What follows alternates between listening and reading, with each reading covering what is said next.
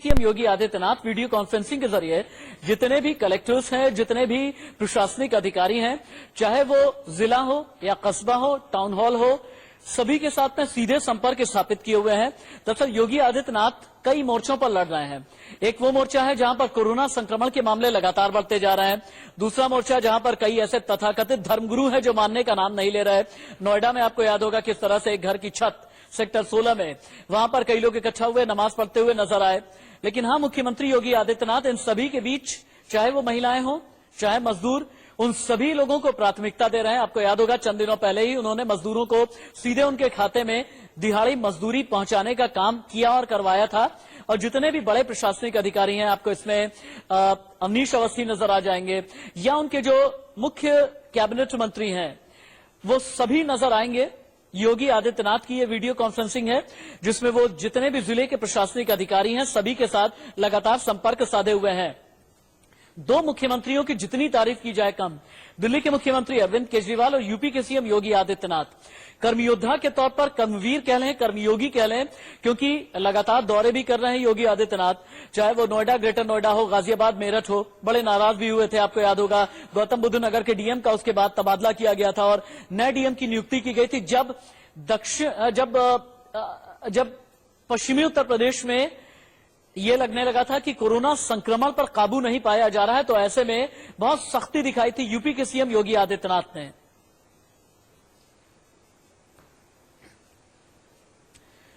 दिल्ली का रुख कर लेते हैं। आशीष सिन्हा मेरे साथ ज्यादा जानकारी के साथ में जुड़े हैं। आशीष, कोरोना संक्रमण को लेकर के, तबलीगी जमात को लेकर के, मौलाना साद को लेकर के ओवरऑल दिल्ली का अभी अपडेट क्या है?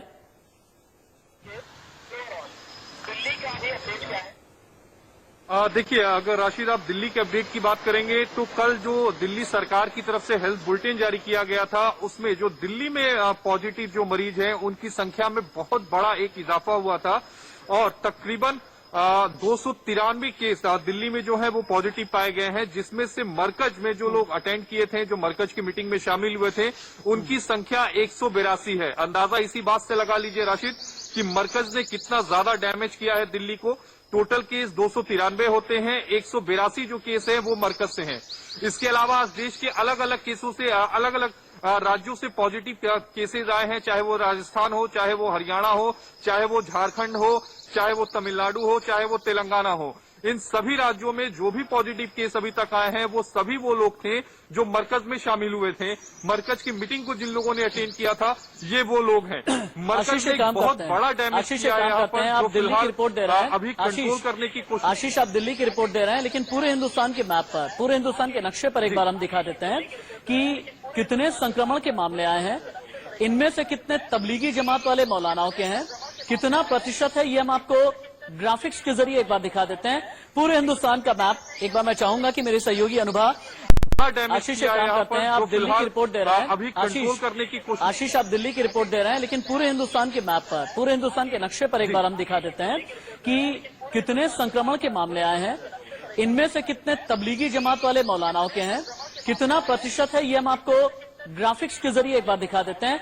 पूरे हिंदुस्तान का मैप एक बार मैं चाहूंगा कि मेरे सहयोगी अनुभव यहां पर गिराएं और इस मैप के जरिए जरा हम दिखाते हैं कि पूरे हिंदुस्तान में क्या क्या मामले आए हैं, कितने संक्रमण के मामले हैं, मरकज के मौलाना कहां कहां पर घातक साबित हुए हैं। देखें आप, ये देखिए आप, हम आपको जम्मू कश्मीर से मैं शुरुआत कर रहा हूं।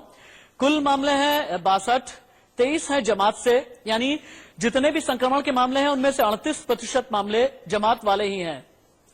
अगला आप देखें दिल्ली का मामला, दिल्ली यहां देखें आप, ये यहां पर आगे आप दिल्ली का जब मामला देखेंगे, कुल केसेस जो हैं कोरोना संक्रमण के 219 हैं, जमात वाले हैं 29, यानी 14% जमात वाले लोगों का संक्रमण है दिल्ली में।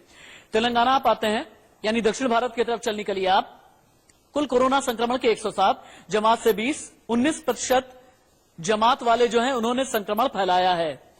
आंध्रा में तो सबसे ज्यादा हो गया है, कुल मामले हैं 86, जिनमें से 70 जो है जमात वाले हैं। यहां से आप देखेंगे ये हाँ, ये यहां पर ये जो है आंध्रा वाला जो आंकड़ा है, यहां पर आप देखें आंध्रा वाला आंकड़ा आपको ये बता रहा है कि कुल मामले हैं 86, जमात के हैं 70, इनमें से 81% मान करके आप चलें कि जमात वाले मामले हैं। अरुणाचल प्रदेश की तरफ, यानी आप नॉर्थ ईस्ट की तरफ आते हैं, मेरे बिल्कुल करीब यहां देखें आप, अरुणाचल प्रदेश में एक मामला आया है और ये एक मामला जमात से निकले हुए मौलाना का है। पुडुचेरी में कुल 3 मामले हैं, जमात से निकले 2 हैं, यानी 66% पुडुचेरी वाले मामले जमात से निकले मौलाना के हैं। तमिलनाडु, एक्सट्रीम दक्षिण भारत में आप चले जाते हैं तो 234 मामले हैं, इनमें से 190 जो है जमात से निकले मौलाना के हैं, यानी 80 से 81% तमिलनाडु का जो आंकड़ा है जमात से निकले हुए मौलाना के हैं। अंडमान के कुल मामले 10 हैं, जिनमें से 9 जमात से निकले हुए, जो तबलीगी जमात से निकले हुए अंडमान निकोबार गए हुए मौलाना का है, जैसा आशीष कह रहे थे। और ये खतरा है जमात मरकज में किस तरह से मौलाना ने ये फैलाया है संक्रमण, ये हम आपको दिखा रहे थे और बता रहे थे। लेकिन प्रधानमंत्री नरेंद्र मोदी की आज की बड़ी बातें क्या थी? कोरोना के खिलाफ प्रधानमंत्री का मोदी मंत्र क्या है, ये देखें आप।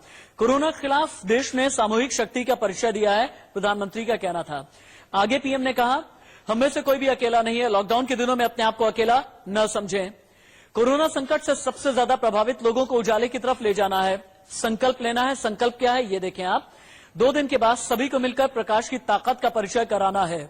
कैसे कराना है, अब आप ये समझिए। 130 करोड़ देशवासियों को रात 9 बजे 9 मिनट मैं चाहता हूं कि मुझे दें, पूरे देश के लिए दें। 9 मिनट के लिए घर की सब लाइट बंद करके मोमबत्ती जलाएं, दिया जलाएं।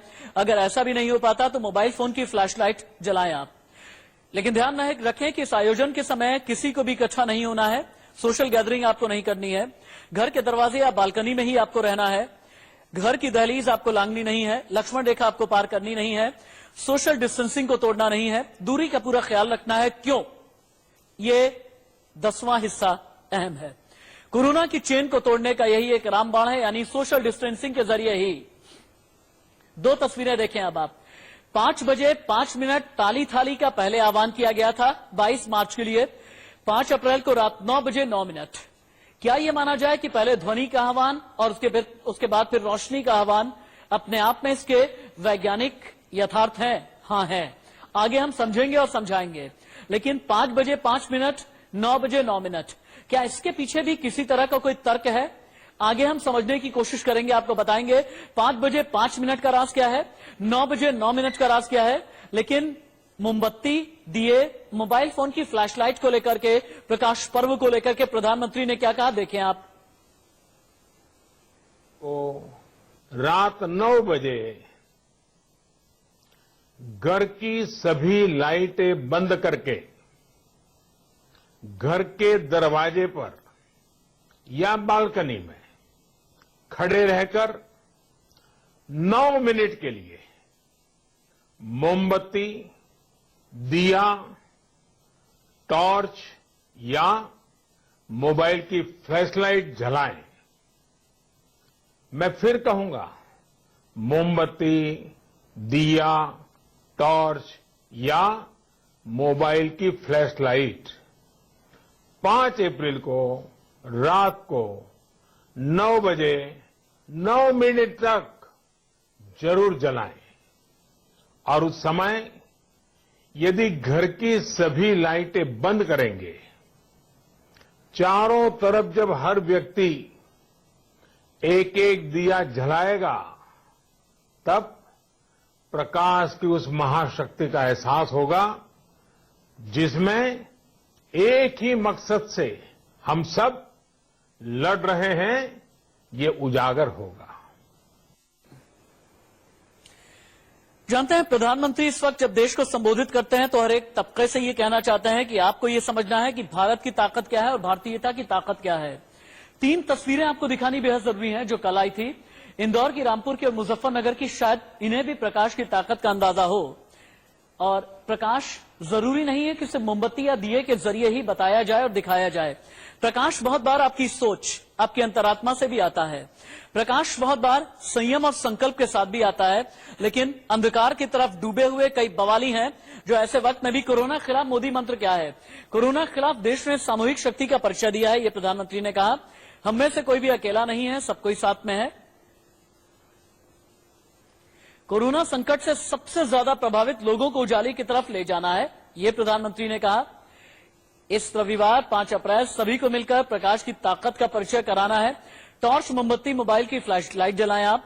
130 करोड़ देशवासियों से रात 9 बजे 9 मिनट चाहता हूं।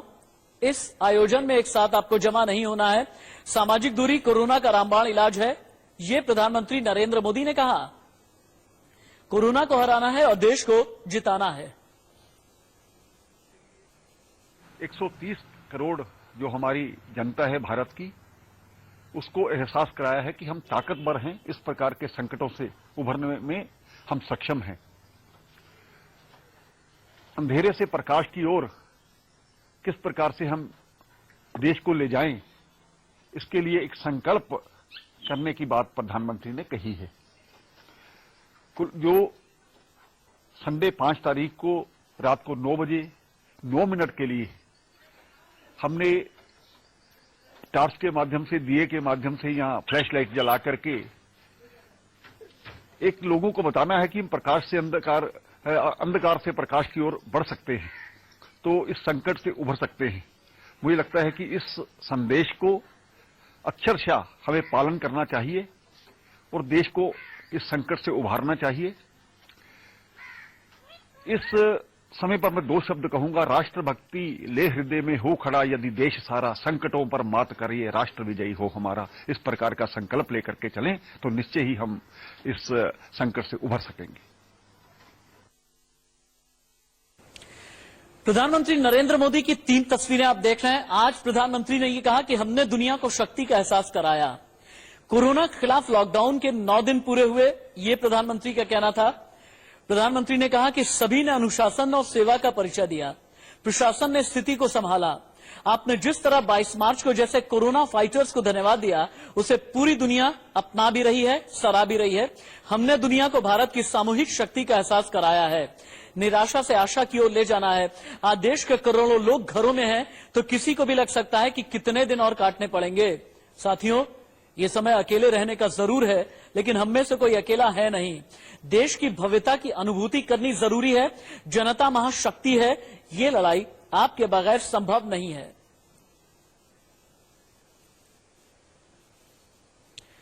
इंडिया न्यूज संवाददाता तापस सेनगुप्ता ज्यादा जानकारी के साथ कोलकाता से मेरे साथ में जुड़ चुके हैं। तापस सेनगुप्ता, लॉकडाउन का 10वां दिन कैसा है? प्रधानमंत्री नरेंद्र मोदी के आह्वान के बाद लोग क्या सोचते हैं?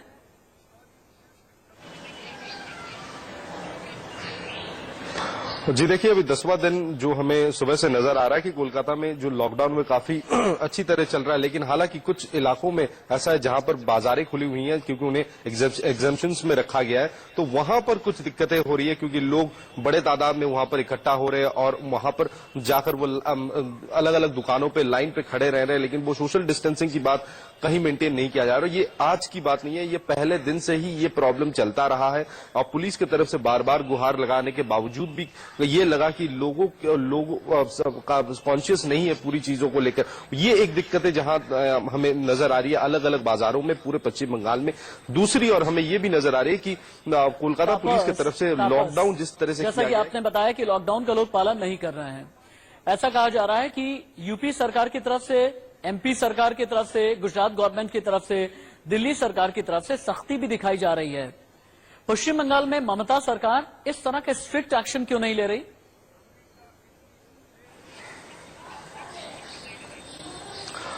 देखिए, पहले 2 दिन तो काफी स्ट्रिक्ट एक्शन पुलिस की तरफ से लिया गया था, लेकिन ममता बनर्जी ने तीसरे या चौथे दिन लॉकडाउन के उन्होंने प्रेस कॉन्फ्रेंस करके बाकायदा पुलिस की तरफ उंगली उठाते हुए उन्होंने कहा कि उनके पास कुछ खबरें हैं कि पुलिस भी हद से बाहर जाकर काम कर रही है और जो तकरीबन 7 से 8 पुलिस कर्मियों को क्लोज किया गया था। उसके बाद से हम देख रहे हैं कि कहीं ना कहीं जो पुलिस का मोराल है, चाहे वो कोलकाता पुलिस हो या पश्चिम बंगाल पुलिस हो, वो कहीं ना कहीं डाउन पे है और जो पुलिस के आला अधिकारी है वो भी उस तरह से एक्ट नहीं कर रहे जो पहले 1 या 2 दिन हमें देखने को मिला था। हालांकि कोलकाता पुलिस की तरफ से कुछ जगहों पर इलाकों में नाकाबंदी की गई है, जैसे राजबिहारी क्रॉसिंग में कल शाम को सिर्फ 40 लोगों को गिरफ्तार किया गया क्योंकि वो घर से बाहर निकले थे और कोई भी लेजिटिमेट रीजंस वो दर्शा नहीं पाए थे, तो उन्हें तुरंत वहां पे गिरफ्तार किया गया था। एक क्रॉसिंग से 40 लोगों को गिरफ्तार किया गया था। लेकिन कुल मिलाकर जो पुलिस का भी मोराल है वो कहीं ना कहीं डाउन है, क्योंकि उन्हें भी एक कॉशियस मैसेज ममता बनर्जी की तरफ से मिला था। अब ये पॉपुलिस्ट काम भी हो सकता है ममता बनर्जी के लिए, या फिर लोगों तक पहुंचने की उनका एक जरिया भी हो सकता है। लेकिन कुल मिलाकर उनका ये सावधान करने के बाद जो पुलिस का मोराल है वो ऑल टाइम डाउन है, कम से कम पिछले 4-5 दिनों से हम नजर आ रहा है। जम्मू बीजेपी प्रदेश अध्यक्ष तापस सिंह गुप्ता आप रुके, दोबारा आता हूं आपके पास।